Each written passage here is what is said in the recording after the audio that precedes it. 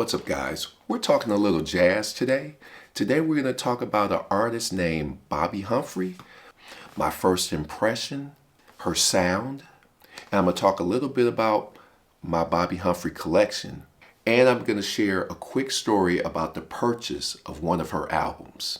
If you're new to my channel, my name is Clarence. I focus mainly on my love for music. Just for reference, I inherited my dad's vinyl collection back in 2020. As you can see behind me, I take great pride in my collection, and I'm constantly trying to update and add things to what's behind me. So let's get into it. Born April 25th, 1950, Bobbi Humphrey is an American flautist and singer, mostly playing jazz fusion, funk, and soul jazz. She has recorded 12 albums during her career. You also need to know that this woman is a pioneer. She was the first female instrumentalist to be signed by Blue Note Records. Growing up, I was not familiar with Bobbi Humphrey. However, my dad owned one Bobbi Humphrey album in his collection. I had never heard him play it, and when I inherited all of his music, I made sure I dropped needles on some of the albums that I had not really experienced growing up. So let's talk about Satin. So I remember this album growing up for the fact that it was a little unique. It had a child, an infant, on the cover. So normally, an album can kind of, tell a story about what the music is about. This kid or child that's on the cover was her child. So once again, growing up, I never heard Bobbi Humphrey's music, didn't know the genre or anything. Well, once I started going through these albums and I pulled out this vinyl, I noticed the Blue Note label. So I knew right then and there, okay, this is jazz. And not only that, it's good jazz, because anyone who's on that Blue Note label, they are the real deal.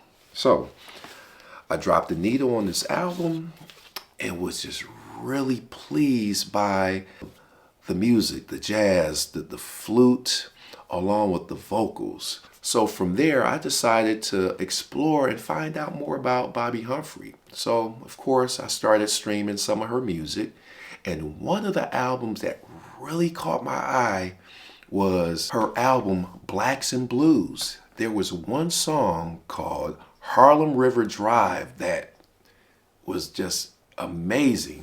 It gave me this really smooth, jazzed out feel, and it really, for whatever reason, it kind of reminded me of some Donald Byrd songs from his album Places and Spaces. So from there, I had a mission to find Blacks and Blues. I have it here. Going to show you the Blacks and Blues album. Take a look. So I do have a story about obtaining this album, and you guys have to hear it, and I need your opinion on it. So after deciding to try to find this album, I'm looking everywhere in this metropolitan Detroit area, could not find it. We have a pretty upscale record shop in this area. So I went there looking for it, and they told me they would, take a look, see if they could get a hold of it.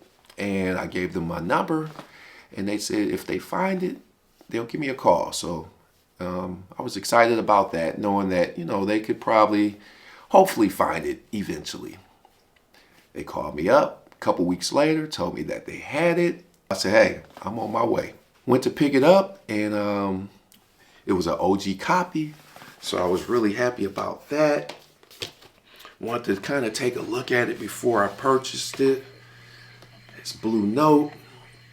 It's in really pristine shape. The cover was in great shape as well. So it's time to cash out.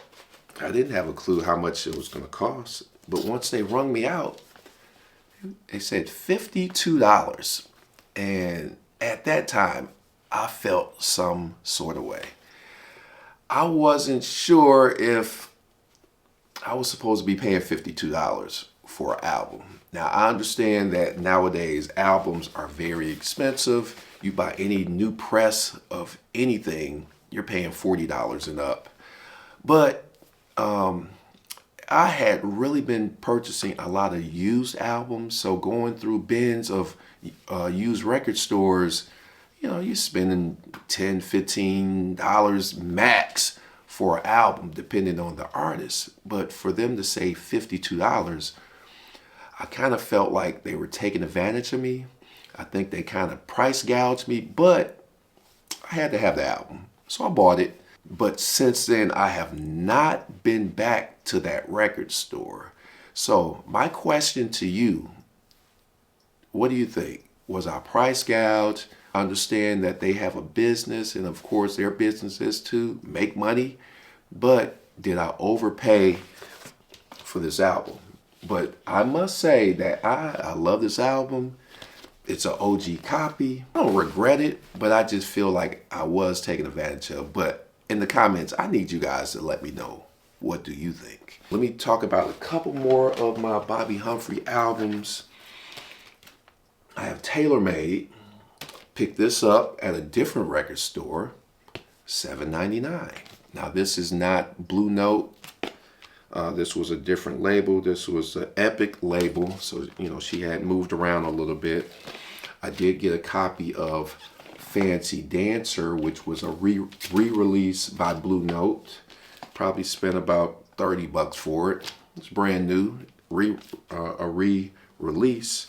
But this is my favorite album. Let me read let me read all the songs on this album. You have Chicago Dam, Harlem River Drive, which is my favorite Bobbi Humphrey tune, Just a Love Child, Blacks and Blues, Jasper Country Man, and Baby's Gone. All right. Amazing flautist, singer, a lot of background singing. I highly recommend you guys give her a try. She's a pioneer and an amazing musician. So just want to stop by, say what's up. Hope you guys are enjoying the content. If you're into this kind of content, please make sure you like, share, and subscribe. And I'll see you on the next one. Peace.